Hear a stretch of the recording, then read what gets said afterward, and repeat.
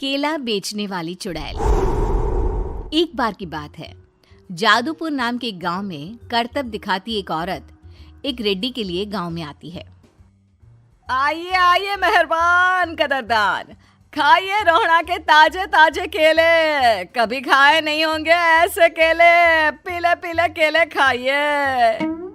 ये कहकर रोहड़ा हाथों में 4 केले लिए उन्हें सर्कल में जोर जोर से हवा में उछालती हुई करतब दिखाती है, जिसे देखकर आसपास के सारे बच्चे अपने अपने मम्मी पापा से उस औरत के पास जाने की जिद करने लग जाते हैं।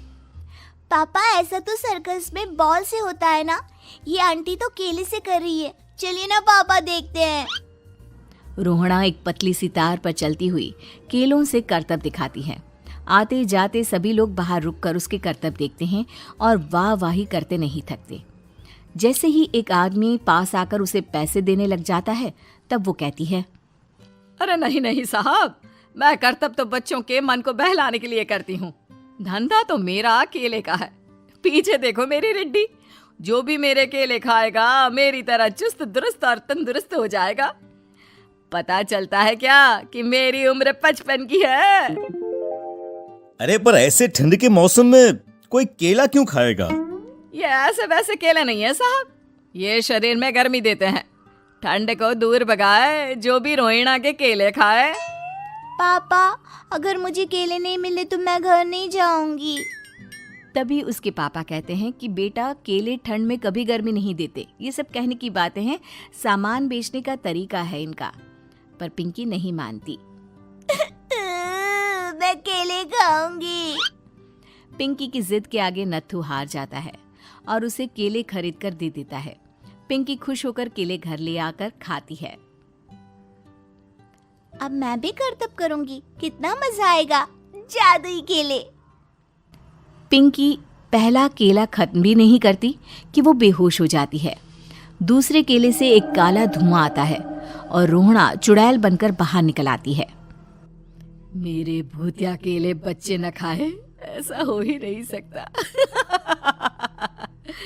जादूपुर वालों, कब तक बचोगे? आ गई हूं मैं रोहड़ा, जिसका कोई नहीं कर सकता सामना। रोहड़ा पिंकी को गोद में उठाकर काले धुएं में कहीं गायब हो जाती है। शाम के वक्त नत्थू घर लौटता है और पिंकी को घर में ना पाकर उसकी माँ से कहता है, माँ पिंकी कहाँ है?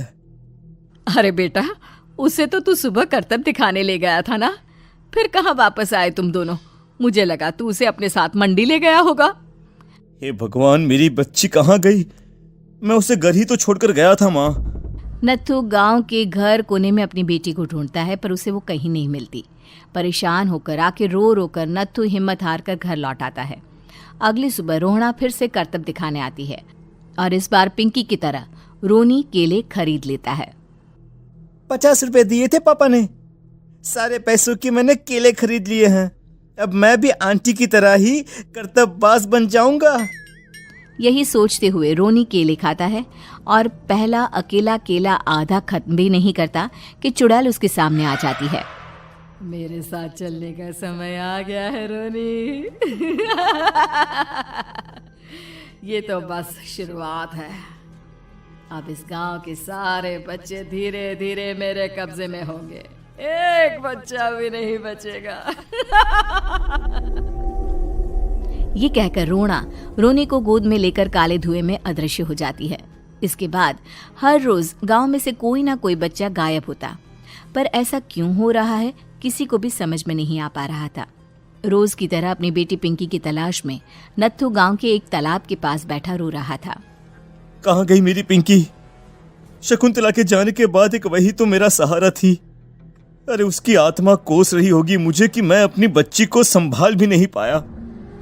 नत्थू ये कहता हुआ रो ही रहा था कि तभी तालाब में से उसे शकुंतला की आवाज सुनाई देती है। कहाँ थी तुम शकुंतला? हमारी बच्ची और सारे गायब हुए बच्चे रोहड़ा के कब्जे में हैं।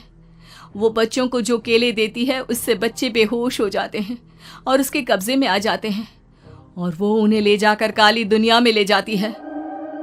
पर वो ऐसा क्यों कर रही है? ये मैं नहीं जानती, पर उस दुनिया का रास्ता मैं आपको बता सकती हूँ। जहां ये नदी खत्म होती है वहां एक केले का पेड़ है, उसके नीचे एक दरवाजा है, वहीं से रास्ता जाता है उस दुनिया का। ये कहकर शकुंतला की आत्मा गायब हो जाती है। गांव के सभी लोग झुंड बनाकर उसी रास्ते से काली दुनिया में चले जाते हैं और वहां देखते हैं कि सारे बच्चे वहां काम कर रहे थे। पापा मुझे ले चलो यहाँ से। पापा पापा। सभी बच्चे अपने मम्मी पापा से लिपट जाते हैं। तो तुम लोग यहाँ तक आ गए? क्यों हमारे बच्चों को पकड़ लिया तूने? तुझे शिकार ही बनाना है तो ले, हम सब आ गए हैं, हमें खा ले। नहीं, मुझे बच्चे चाहिए। मेरे बच्चे के बदले तुम लोगों के बच्चे। क्या मतलब? मैं इसी गांव में रहने वाली एक औरत थी। केले की चोरी के इल्जाम में मेरे बेटे को गांव वालों ने इतना मारा कि वो मर गया। उसी दिन मैंने ठान लिया कि गांव वालों का भी वही हाल करूंगी। कुछ दिन बाद बेटे के चले जाने के दुख में मैं भी मर गई और मेरी भटकती आत्मा एक चुड़ैल बन गई।